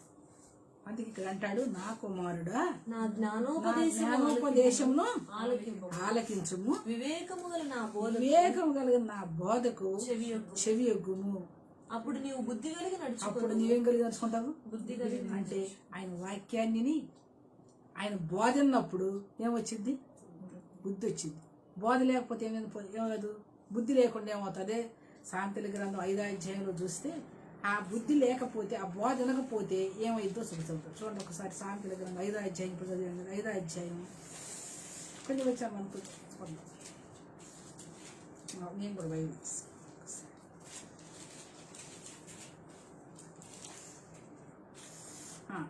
ఎందుకంట బుద్ధి లేకపోతే ఏమైపోతారంట? ఎక్కడ దేవుని వాక్యం వినకపోతే, దేవుని వాక్యాన్ని తునీకరిస్తే, దేవుని వాక్యానికి లోబడకపోతే, చూడండి ఒకసారి 12వ వచనం. అయ్యో అయ్యో ఉపదేశం ఉపదేశం ఎట్లు నేను త్రోసివేసి తిని, నా హృదయ నా హృదయ గద్దింపు నేను ఎట్లు తునీకరించదను, నా బోధకుల మాట నేను వినకపోతిని, నా ఉపదేశకులు నేను చెవియొగ్గలేదు, నేను సంఘముల మధ్య ఉండేదను, ప్రతి విధమైన దౌర్జన్యం లోబడ్డ కొంచెమే ఎడమాయను అని చెప్పుకొనుచు మూలుగుచుందువు. ఏం చేస్తామంట? ఒకవేళ దేవుని మాట వినకపోడుదరా ఏమొచ్చింది? మనకు శరీరంలో బలహీనత వచ్చిందంట. బలహీనత వచ్చి శరీరం చీకిపోయినప్పుడు అప్పుడు అనుకుంటామంట, అప్పుడు నేను నా బోధకుల మాట వినలేదే. చూడండి 11వ వచనం కూడా, తొదక నీ మాంసమును నీ శరీరమును క్షీణించినప్పుడు అయ్యో ఉపదేశం నేర్చు త్రోసివేసితిని, నా హృదయ గద్దింపు నేను తునీకరించితిని. ఎందుకంటే హృదయం మనం తప్పు చేస్తూ ఉంటే మాట్లాడదాం, హృదయం ఏం చేస్తూ ఉంటుంది? హెచ్చరిక చేస్తూ ఉంటుంది. తప్పు, అది తప్పు, అది తప్పు అని వేస్తారంటే మనం ఏం చేస్తలేదు? హృదయ గద్దింపుని త్రోసివేస్తూ ఉన్నామంట. హృదయ గద్దింపుని ఏం చేస్తూ ఉన్నాము? త్రోసివేసి ఇది తప్పు అని తెలిసి కూడా ఏం చేస్తూ ఉన్నాము? తప్పు చేస్తూ ఉంటే ఏమొచ్చింది? అందుకే అంటాడు, తొదకు నీ మాంసమును నీ శరీరం క్షీణించినప్పుడు అయ్యో ఉపదేశం నేటు త్రోసివేసి తిని, నా హృదయ గద్దింపు నేనట్లు ధృవీకరించను, నా బోధకుల మాట నేను వినకపోతిని, నా ఉపదేశకులు నేను చెవియొగ్గలేదు, నేను సమాజ సంఘముల మధ్య నుండినను, ప్రతి విధమైన దౌర్జన్యములకు లోబడ్డ కొంచెమే ఎడమాయని చెప్పుకొనుచు మూలుగుచు. ఎందుకంటే దేవుని వాక్యం వినకపోవడం ద్వారా ఎంత వస్తుందో? మళ్ళీ దేవుని వాక్యం వింటే బుద్ధి వచ్చింది, జ్ఞానం వచ్చింది, బ్రతుకుతాం. దేవుని వాక్యం విని కూడా తెలిసి కూడా ఇంకా దేవుని వాక్యం తెలిసి దాన్ని త్రోసి వేసినప్పుడు ఆఖరికి ఏమొచ్చింది? ఎందుకంటే ఎక్కడుంటా ఉంటాము? దేవుని మందిరంలో ఉంటా. దేవుని మందిరం అంటే దేవునికి మనమే దేవుని మందిరంలో ఉంటూ, లేకుంటే దేవుని సమాజంలో కూడుకుంటూ ఆదివారం రోజు లేదా ప్రతి కూడికలో కూడుకుంటా కూడా దేవుని మాటకి విధేయత చూపించకుండా నీ హృదయ గద్దింపు నువ్వు త్రోసివేస్తే ఆఖరికి ఏమొస్తుందంట? అప్పుడు అనుకొని మూలిగిన ప్రయోజనము. అందుకే దావీదు అంటాడు, నా కుమారుడా, మనకు బుద్ధి రావాలి అంటే ఆయన వాక్యాన్ని మన హృదయంలో ఏం చేసుకోవాలి? భద్రపరచుకోవాలి. వాక్యాన్ని భద్రం చేసుకోకుండా విడిచిపెడితే ఏమొస్తుంది? తిరిగి నష్టాన్ని. అయితే ఈ మధ్యాహ్న సమయంలో ఆందోళనటువంటి మా ప్రియ సహోదరులారా, ఎవరైనా కూడా యవనస్తులని బిడ్డలు కానీ ఒక్కసారి దేవుడు నిన్ను గద్దించినప్పుడు నీ హృదయ గద్దింపు నువ్వు త్రోసివేయక దాన్ని నువ్వు అవలంబించి తర్వాత బాధపడవద్దు. అయితే దావీదైతే అందుకే ఇక్కడ అంటాడు, సొలొమోను అంటాడు, నా కుమారుడా అంటున్నాడు అన్నమాట. అయితే ఆయన బోధ ఉన్నప్పుడు ఏమొచ్చిందంట? బుద్ధివంతులు అవుతాడంట. బుద్ధివంతులు అయితే అసలు బుద్ధివంతులు అయ్యామనుకోండి, బోధ విన్నాము మంచిది. బుద్ధివంతులు అయ్యి దేవుని బిడ్డలుగా జీవించినప్పుడు చూద్దాం లాభం ఏంటిదంట? వచ్చింది లాభం ఏంటి? చూడండి, బుద్ధివంతులు అయితే వచ్చేటువంటి క్షేమం ఏంటో, ఎక్కడికి వెళ్తారు? మత్తయి సువార్తలో బుద్ధి లేని కన్యకల గురించి తెలుసు.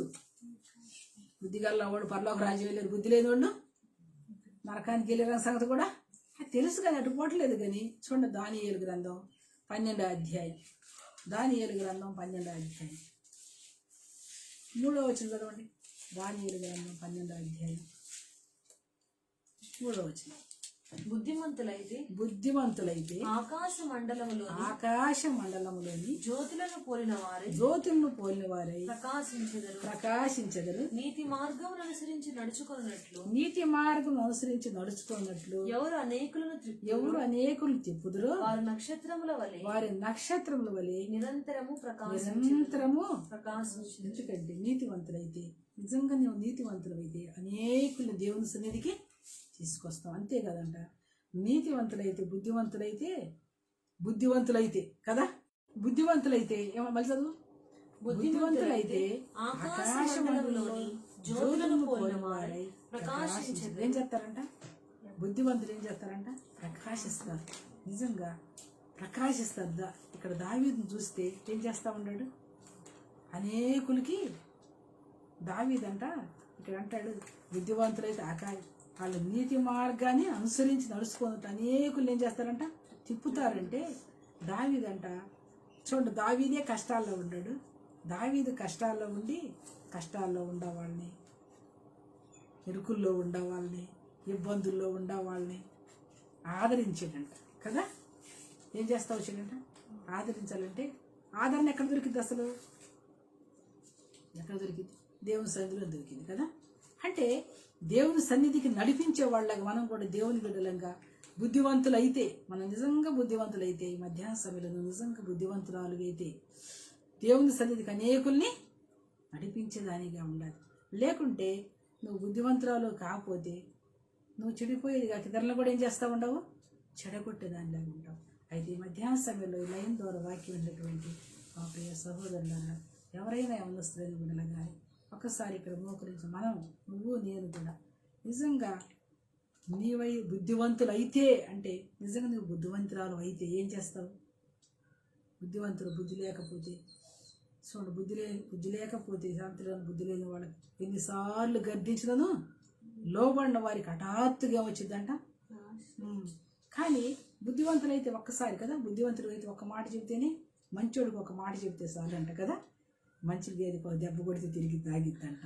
మంచి మనిషికి ఒక మాట చెబితే లోపడతారంట అన్నమాట. నిజంగా మనం మంచిగా ఉండి బుద్ధివంతులు అయితే ఒక్కసారి దేవుని వాక్యం నిన్ను హెచ్చరించినప్పుడు, దేవుని సేవకుల్ని హెచ్చరించినప్పుడు నువ్వు లోబడితే మేలు పొందుతావు. వాళ్ళు ఏం చేయబడతారంట? బుద్ధివంతులైతే దేవుని ఆకాశ మండలంలో జ్యోతుల్లాగా ఏం చేస్తారంట? ప్రకాశిస్తారంట. ఏం చేస్తారు చూడండి, హోషేయ గ్రంథం 14వ అధ్యాయం. ఎవరు బుద్ధివంతులైతే ఏం చేస్తారు? ఇక్కడ రాయబడింది చూడండి, 9వ వచనం. అయితే ఐగుప్తు దేశంలో నుండి, అయితే 12వ వచనం, 9వ వచనం, 14వ అధ్యాయము 14వ అధ్యాయం. హోషేయ జ్ఞానులు ఈ సంగతులు వివరించెదరు, బుద్ధిమంతులు వాటిని గ్రహింతురు. ఏలయనగా యెహోవా మార్గం చక్కనివని నీతిమంతులు దాన్ని అనుసరించి నడుచుకుందురు గాని తిరుగుబాటు చేయవారి దానికి దారికి అడ్డుగా అది అడ్డము గనుక వారు తొట్టులు తిరుగుబాటు చేసేవారికి అడ్డం కాబట్టి అదంట. ఇక్కడ అంటాడు, జ్ఞానులు ఈ సంగతులు ఏం చేస్తారంట? వివేచిస్తారంట. బుద్ధివంతులైతే ఏం చేస్తారంట? బుద్ధివంతులైతే ఏం చేస్తారు? గ్రహించి దాన్ని అనుసరించి నడుస్తారంట. ఇంకేమంట? యెహోవా యెహోవా మార్గం చక్కనివని. ఎట్లాంటివి అంట? దేవుని మార్గాలు ఎలాంటివి అంట? చక్కనివని. చదువు మళ్ళీ. జ్ఞానులు ఈ సంగతులు వివేచింతురు, బుద్ధిమంతులు వాటిని గ్రహింతురు. ఏలయనగా యెహోవా మార్గం చక్కనివి, నీతిమంతులు దాన్ని అనుసరించి నడుచుకుందురు గాని. నీతిమంతులు ఏం చేస్తారంట? దేవుని మార్గాలు ఎలాంటివి అంటే చక్కనివి కదా. మనుషుల మార్గాలు అయితే చక్కనివా? మనుషుల మార్గాలన్నీ వంకర టెంకరి, అన్నీ అడ్డాలి, అన్నీ నష్టం కలిగించే. కానీ మంచి మార్గం ఒక్కడు కూడా మనం ఎందుకోము. అసలు మనుషులుగా అయితే మంచి మార్గం అనుకుంటాం కానీ మంచి మార్గాన్ని ఎంచుకోము, చెడ్డదాన్నే. ఎందుకంటే చెడ్డదాన్నే. ఇప్పుడు ఆదావన్న ఏదో తోటలు పెడితే అవ్వ ఏమి ఎంచుకుంది? ఏ మార్గాన్ని ఎంచుకుంది? ఎన్ని ఇచ్చాడు దేవుడు కదా, ఎన్ని ఇచ్చాడా లేదా? ఏమైనా అడ్డం ఉందా? అన్నీ నువ్వు ఏ ఆకాయ అప్పుడు ఆకులు తినొచ్చు, కాయలు తినొచ్చు, అన్నీ తినొచ్చు కదా. ఆకులు కూడా తిన్నారు, మంచి మంచి ఆకులు కూడా కోసుకొని తిన్నారు. కానీ అన్నీ తిన్నారే కానీ తనకేం కలగలేదు? తృప్తి కలగలే కదా. వద్దు అన్న దానికోసం పోయింది కదా. వద్దు అన్నదాన్ని ఆశించి ఏం తెచ్చిపెట్టింది? లోకానికి మరణాన్ని తెచ్చిపెట్టింది, లోకానికి శాపాన్ని తెచ్చిపెట్టింది అన్నమాట. మనం కూడా చాలాసార్లు వద్దన్నదే చేస్తాం, చెయ్యాలన్నది. అందుకు అపోస్తున్న పౌలు అంటాడు, నేను మేలు చేయాలనుకుంటాను, నేను కీడే చేస్తాను అంటాడు. మంచి చేయాలనుకొని చెడ్డ చేస్తా అంటాడు. నిజంగా మనుషులుగా మేలు చెడ్డ చేసేవారి ఇంకా మంచి చేసేవారిగా అయితే ఈ మధ్యాహ్న సమయంలో మరి నీ దృష్టి నీ తలంపులు ఎలా ఉండేవి, నువ్వు ఎలా నడుస్తూ ఉండవు, నష్టాన్ని సమకూర్చుకుంటున్నావా? ఒక్కసారి దీర్ఘంగా ఆలోచించు. శాపాన్ని తెచ్చిపెట్టుకొని శాపాన్ని తెచ్చి అంటాడు, దాన్ని తిరుగుబాటు చేయవారికి దారికి అది ఎట్టకంట అడ్డగా కనుక వారు ఏమైపోతారు, వెళ్ళిపోతారు, పడిపోతారు అన్నమాట. వాళ్ళు చక్కగా నిలబడి అంతం వరకు నిలబడి ఉండలేరు, మరణం వరకు నిలబడి ఉండలేరు అనమాట. అందుకే మధ్యనే ఈ సువాసాన్ని ఏమైపోయే వాళ్ళు ఉండరు, కూలిపోయేవారిగా ఉండరు. మధ్యనే దేవుని బిడ్డలని చెప్పుకుంటూ మధ్యనే ఈ సువాసాన్ని కొన్ని పరిస్థితులు, లోక ఆకర్షణలు, లోక సంబంధించినటువంటి శరీరంలోకి వచ్చినప్పుడు ఏం చేసేవాళ్ళు అనుకుంటున్నారు, తొట్టిల్లిపోయేవారికి ఉంటున్నారు. అయితే ఈ మధ్యాహ్న సమయంలో దేవుని బిడ్డలుగా నువ్వు కూడా చక్కని మార్గాన్ని ఎంచుకో. ఏ మార్గాన్ని? చక్కని మార్గం ఏది అసలుకి? దేవుని మార్గమే చక్కంది కదా. నీతి మార్గం ఏంటంట? చక్కందంట. ఆ నీతి మార్గాన్ని, ఆ చక్కని మార్గాన్ని ఎంచుకుంటే తొట్టిల్లకుండా ఆశీర్వాదం. ఎందుకంటే ఇక్కడ అంటాడు నీతిమంతులు ఏమవుతారో తెలుసు అసలుకి. ఇక్కడ నీతిమంతులు చెప్పుకుంటాం. మత్తయి సువార్త 13వ అధ్యాయం, మత్తయి సువార్త 13వ అధ్యాయం.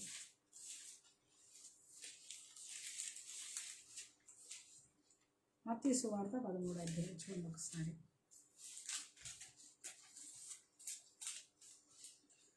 మత్తయి సువార్త 13వ అధ్యాయం చూడండి, 43వ వచనం ముందు.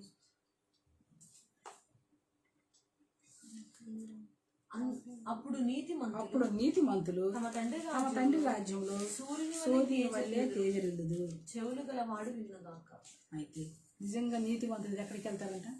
దేవుని రాజ్యంలో కూడా తేజరిల్లుతారంట. నీతివంతులు కాని వాళ్ళు ఎక్కడికి వెళ్తారు? ఒక్కసారి ఇక్కడ చూద్దాం. ఎందుకంటే ఈ నీతివంతులుగా చేయకుండా అడ్డం కలిగి జీవిస్తే ఎక్కడికి వెళ్తావు నువ్వు? చదువు ఒక్కసారి 41వ వచనం. మనిషి కుమారుడు తన దూతలను పంపును, వారాయన రాజ్యములో నుండి ఆటంకములకు సకలమైన వాటిని దుర్నీతి పరులను సమకూర్చి అగ్నిగుండములో పడవేయుదురు. అక్కడ ఏడ్పును పండ్లు కొరుకుటయును. ఇప్పుడు ఉండును. ఇప్పుడు ఏం కోరుకుంటావు నువ్వు? నిజంగా దేవుడు అంట, మనిషి కుమారుడు అంట తన దూతలను పంపించి తన రాజ్యంలో నుండి ఆటంకములకు సకల విధమైన వాటిని దుర్నీతి పనులు సమకూర్చి ఎక్కడ వేస్తారంట? అగ్నిగుండంలో పడవేది. అక్కడ ఏడ్పు కళ్ళు కొడుకుంటుందంట. అయితే నీతివంతులు ఎక్కడికి వెళ్తారంట? ఈ మధ్యాహ్న సమయంలో ఇంకా నువ్వు నీతివంతురాలు చేయబడి మరలా లోకంలోకి వెళ్ళి పాపంలో జీవిస్తూ ఉంటే, మరలా పశ్చాత్తాపడితే దేవుడు క్షమిస్తాడు. ఇంకా లోకంలో జీవిస్తూ ఒక దేశాన్ని అంగీకరించకుండా ఉంటే ఇప్పుడే ప్రభువైన యేసుక్రీస్తు వారిని నీ సొంత రక్షణ అంగీకరించు. మరి ఆ నిత్యత్వంలో నువ్వు కూడా ఏమై ఉంటావు? ఆశీర్వాదం కలిగిద్ది. అంత మాత్రమే కాదు కానీ, ఎందుకంటే ఈ లోకంలో పాపంలో జీవించి నరకానికి పాత నన్ను ప్రేమించి ఈ లోకానికి ఆయనకు వచ్చి ఆయన మన కోసం అంట ఏమి శిక్ష అనుభవించాడో చూస్తా వస్తే చూడండి. యెషయా గ్రంథం 53వ అధ్యాయం చూడండి. ఈయన కూడా అంట ఈయన సేవకుడుగా ఈ లోకానికి వచ్చి ఏం చేస్తా వచ్చాడు చూడండి. యెషయా గ్రంథం 53వ అధ్యాయం 11వ వచనం. అతడు తనకు కలిగిన వేదనను చూసి తృప్తి నందును. నీతిమంతుడైన నా సేవకుడు జనుల దోషములను భరించి తనకున్న జ్ఞానం చేత అనేకులను నిర్దోషులుగా చేయను. అయితే ఈ సమయంలో నిన్ను కూడా నిర్దోషులుగా చేయాలని మనిషి కుమారుడు అంట ఏం చేశాడంట? ఇక్కడ అంటాడు మరి అతడు తనకు కలిగిన వేదనను చూసి తృప్తి నందును. నా సేవకుడు చూడండి, నీతివంతుడైనటువంటి పరిశుద్ధుడైన దేవుడు ఒక సేవకుడుగా మన దోషాల కొరకు ఏమయ్యాడు? ఈ లోకానికి వచ్చి, ఎందుకంటే మనం చేసిన దోషాలకి, మనం చేసిన అతిక్రమాల కొరకు ఆయన ఏం చేయబడ్డాడంట? ఇక్కడ అంటాడు చూడండి, ఏం చేయబడ్డాడు చూడండి. ఇక్కడ ఒక మాట చెబుతాడు. ఆయన అంటే మన కోసం ఏమేం చేస్తూ, మన కోసం మన స్వరూపాన్ని, సొగసుని, సమస్తాన్ని మన కోసం ఏం చేసుకున్నాడంట? చూడండి 4వ వచనం 5వ వచనం. నిశ్చయముగా నిశ్చయముగా అతడు మన రోగములను అతడు మన రోగమును భరించిన మన వ్యసనములను మన వ్యసనములను వహించిన ఆయనను మొత్తబడిన ఆయనను మొత్తబడిన వాడుగాను దేవుని వల్ల బాధింపబడిన దేవుని వడిగా బాధింపడిన వాడుగాను శ్రమనందిన వారిగా శ్రమనందిన వాడుగాను మనం అతన్ని ఎంచితిమి. మనం అతని నుంచి తిని మన మన అతిక్రమములను అతిక్రమములను బట్టి అతడు గాయపరచబడి మన మన దోషమును బట్టి నలుగుగొట్టబడి నలుగొట్టబడింది మన సమాధానార్థమైన మన శిక్ష సమాధానార్థమైన శిక్ష అతని మీద అతని పైన పడింది. అతడు పొందిన దెబ్బల కొన్ని చేత దెబ్బల చేత మనకు స్వస్థత కలుగుచున్నది. ఎందుకంటే మనం అందరం అంట గొర్రెల వాళ్ళు ఏం చేయబోయామంట త్రోవ తప్పి మనలో ప్రతి వాడు తనకిష్టమైన త్రోవను తొలగిన అయితే యెహోవా మనందరూ దోషాలు తన మీద మోపుకుంటాడు. అంటే ఈ సమయంలో ఒక్కసారి ఆ ప్రభు యేసుక్రీస్తు వారి శిలువ వైపు చూడు. ఎందుకంటే నా పాప దోషాల కోసం నీవు నేను చేసిన అతిక్రమాల కోసం నిన్ను నన్ను ప్రేమించి తన ప్రియకుమారుడైన పరిశుద్ధుల నీతిమంతుడైనటువంటి తన సేవకుడినంట మన కొరికి లోకానికి పంపించి, ఎందుకంటే చూడండి ఎంత బాధ అనుభవించాడంట. ఒక్కసారి ఈ మధ్యాహ్న సమయంలో ఎవరైనా ప్రభు యేసుక్రీస్తు వారిని అంగీకరించకుండా ఆ ప్రభువుని రక్షకుగా చేసుకోకపోతే ఇప్పుడే ఈ క్షణమే ఒక్కసారి శిలువ వైపు చూసి నీ పాపాలు ఒప్పుకొని విడిచిపెట్టి ఆయన శిలువ వైపు చూడు. ఆయన నిన్ను క్షమించి నిన్ను కూడా నీతివంతురాలుగా చేసి నిన్ను క్షమించి సమస్త దుర్నీతి నుండి పవిత్రపరుస్తాడు. నీతివంతురాలుగా చేయబడతావు, బుద్ధివంతురాలుగా ఉంటావు. బుద్ధివంతురాలు అయితే ఎక్కడ ఉంటావు? ఆకాశ మండలంలో జ్యోతుల వలె ప్రకాశిస్తారు. మత్తయి సువార్త 13:41-43 వచనంలో ప్రకారం చూస్తే మళ్ళీ చదువు. మత్తయి సువార్త ఎక్కడ ఉంటారంట నీతివంతులు? తండ్రి రాజ్యంలో ఎక్కడుంటారు? మళ్ళీ చదువు. అప్పుడు నీతిమంతులు తమ తండ్రి రాజ్యంలో సూర్యుని వలె తేజరిల్లుదురు.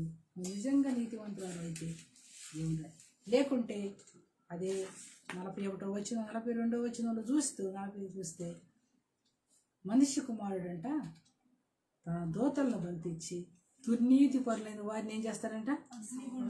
పోగు చేసి అగ్నికుండంలో పడేస్తారంట. అక్కడ అజ్ఞారదు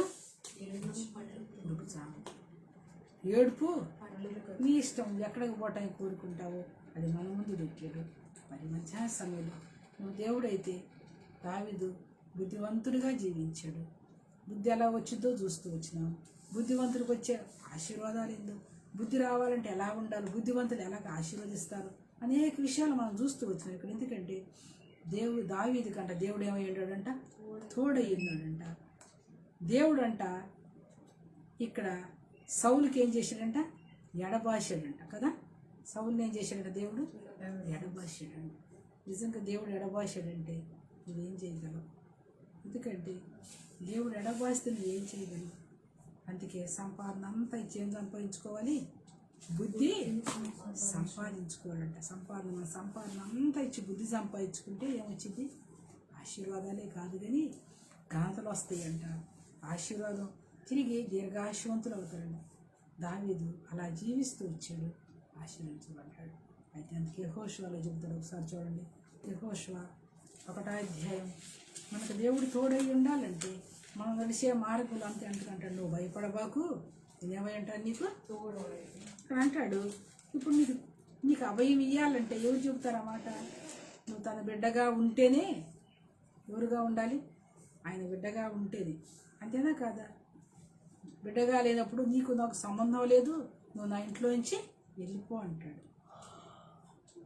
నా మాట వింటలేదు.